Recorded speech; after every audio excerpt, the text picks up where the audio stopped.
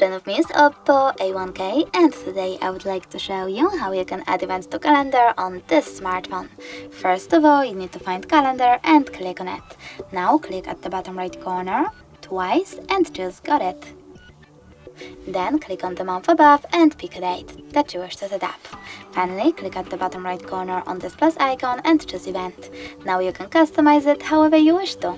For example, add a title, pick starting and ending hour, choose location by tapping on add location, selecting allow, typing the address.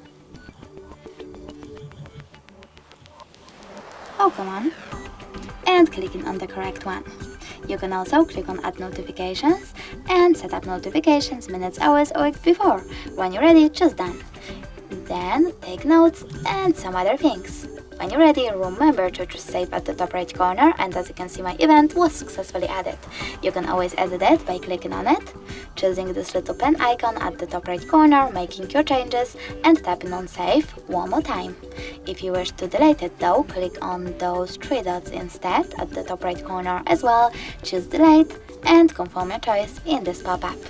Thanks so much for watching. If you enjoyed this video, leave a like, comment and definitely subscribe. Bye!